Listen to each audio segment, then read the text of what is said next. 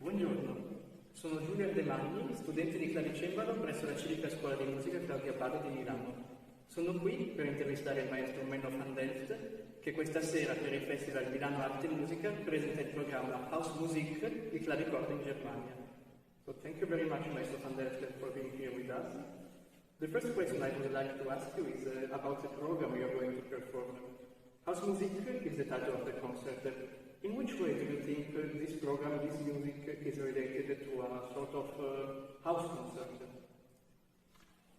Well, the clavicordo, of course, is a very soft instrument in volume, nothing like a big church organ, but even compared to a harpsichord or a pianoforte, it's much softer.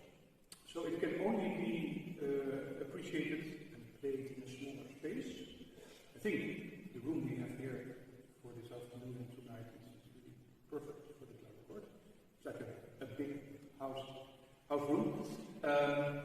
It's a little bit big maybe, but since the acoustic is so clear and resonant, that actually helps the instruments, especially the small one, which is there on the left.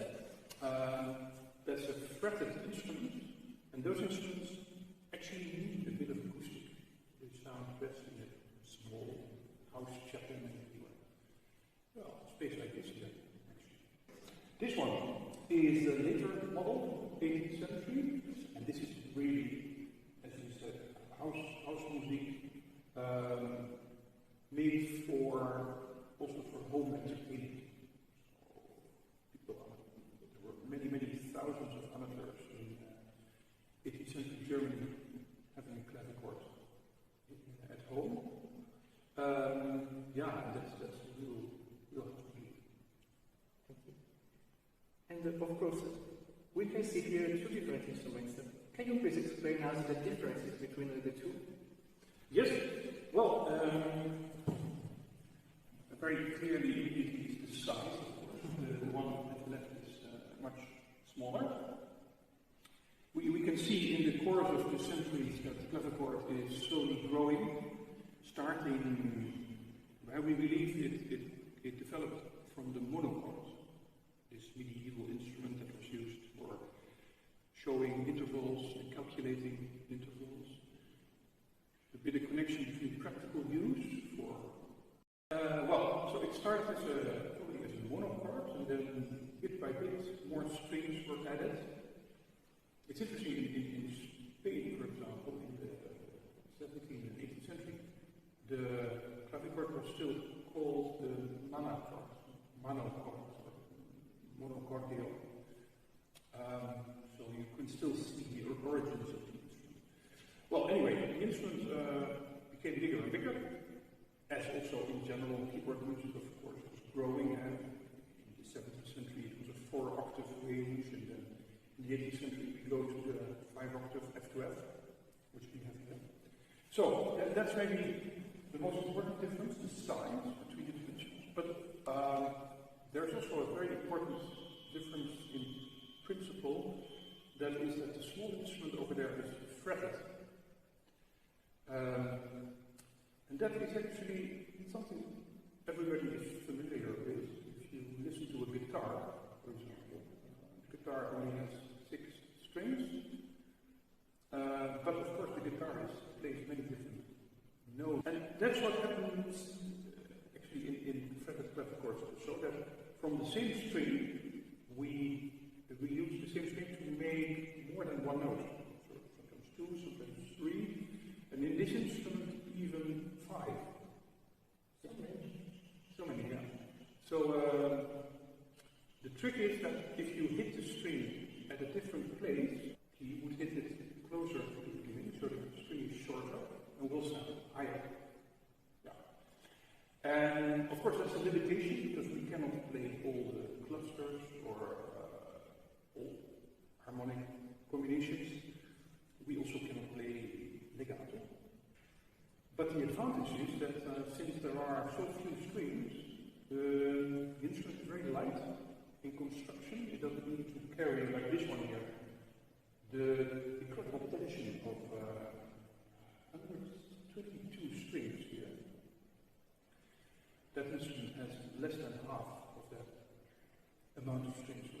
much lighter. Well, and then we made this jump. In the clavichord development, of course, they did not go directly from that one, which is early 17th century, to this one, which is mid-18th century.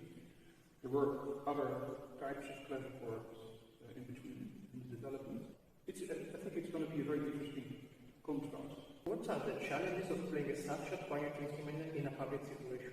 Once you get used to the soft sound, it's a bit like with candlelight. At the beginning, when the big lights go off and there's just one or two candles in the room, you think, I can't see anything. But after a few minutes, your eyes have adapted, and the same with the ears. I always hear that comment that after 5 or 10 minutes, people go down and become very attentive and concentrated. And that's actually one of the advantages also of the instrument. If you are in the opera or in a big symphony orchestra, the music just comes to you, you can just sit and the clavichord requires the audience to be more attentive and to focus on it. Which was the first time you heard a clavichord, and how did you get fascinated by this instrument? Yes, well, it's a very good question, because if I give you my answer, it also explains a bit, I think, why not so many people are really into the clavichord.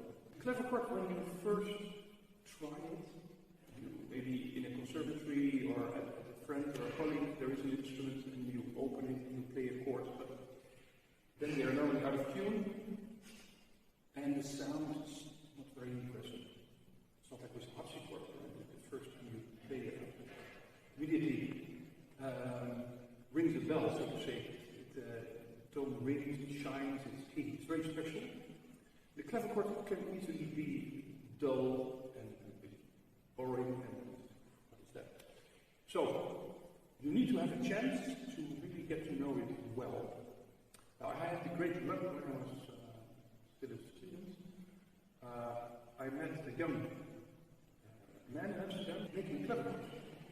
He was just starting, he was actually an engineer, but first as a hobby and later professionally he started to make clavichords.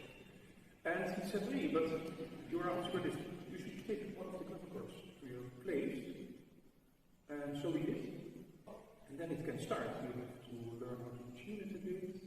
And then you discover in the middle of the night, when it's totally silent, what an amazing universe is hidden in these little boxes.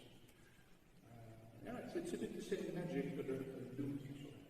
It's very sensitive sounds and way of playing.